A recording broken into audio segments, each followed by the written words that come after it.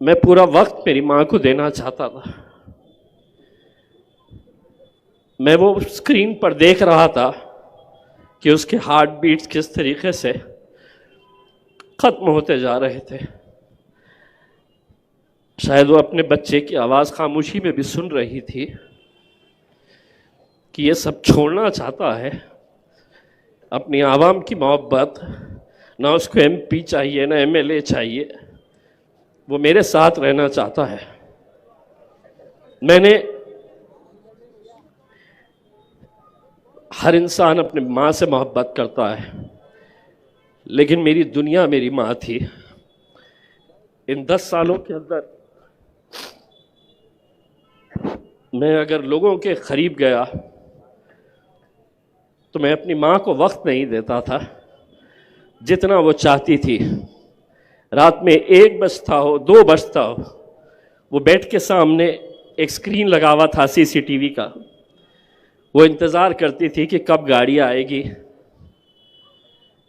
कब उसका गुड्डू आएगा।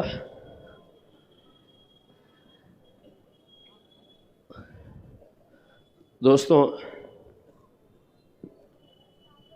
और अगर उस दिन मेरी माँ आँख खोल देती तो शायद मैं सियासत में नहीं रहता।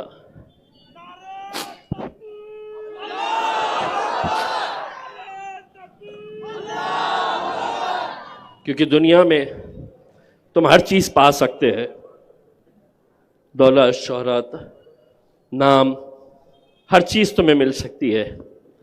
नौजवानों, मैं तुमसे ही अपील करना चाहूँगा,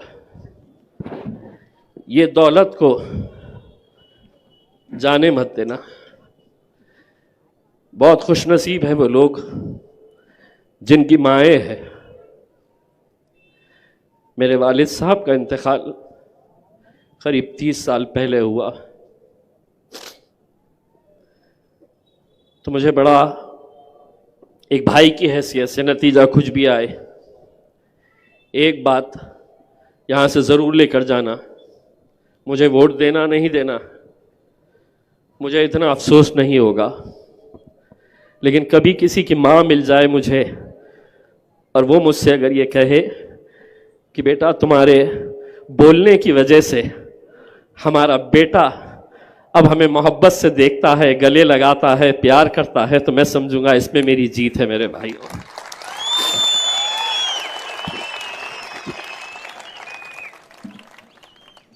सियासत के अंदर इल्ज़ाम लगाना बहुत आसान होता है, बहुत आसान होता है, लेकिन एक बात ये भी समझ लेना कि हर इंसान को अपने अमाल खुद लेकर जाना है।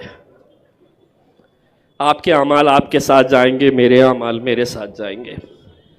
अगर कोई गुनाह हो रहा है मेरे से, तो ऐसा नहीं है उसकी सज़ा मैं आपको दिलवाऊं। ऊपर वाला हर चीज़ पे नज़र रखता है। और ये फ़ैसले जब मैं लोगों के मुंह से सुनता हूं कि इम्तियाज़ जलील ने ऐसा किया है, इम्तियाज़ जलील, में शुरुआत में बहुत मुझे भी ख़राब लगता था कि कैसे बेबुनियाद इल्ज़ाम मुझ पर लगाए जा रहे हैं, कैसा कहते हैं।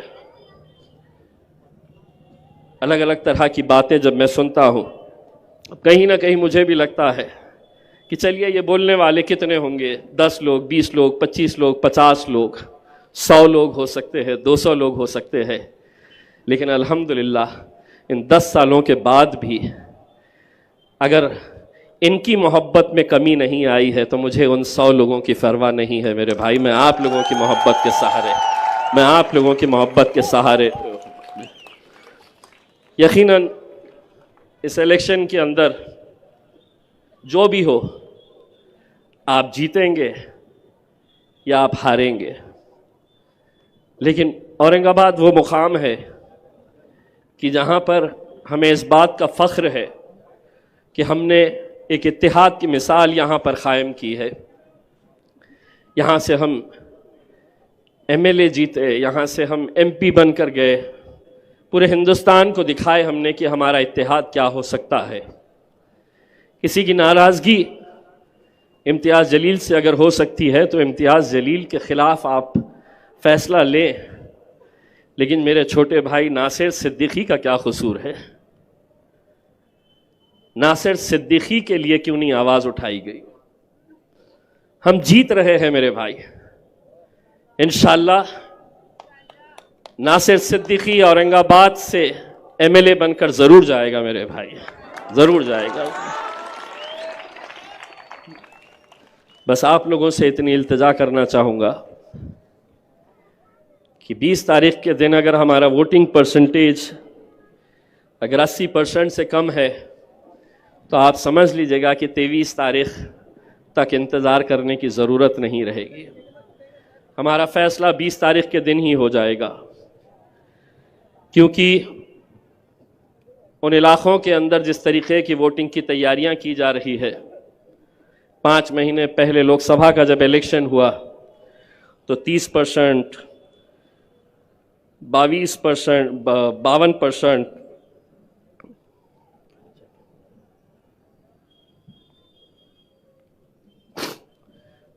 ऐसे ऐसे आंकड़े हमारे सामने आए।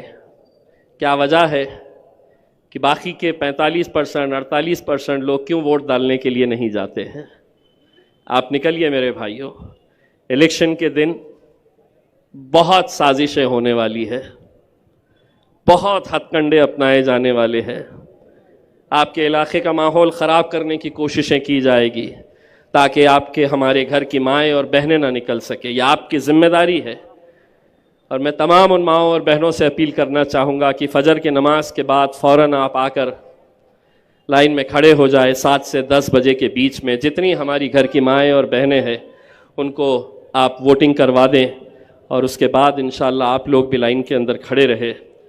बस जाते जाते फिर से एक बात कहना चाहूँगा, मेरा यकीन बहुत है इस बात के ऊपर, तो इज़्ज़ु मंतशा तज़िल्लु मंतशा, इज़्ज़त का और ज़िल्लत का देने वाला खुदा है मेरे भाइयों। बहुत बहुत शुक्रिया, जज़ाकल्लाह।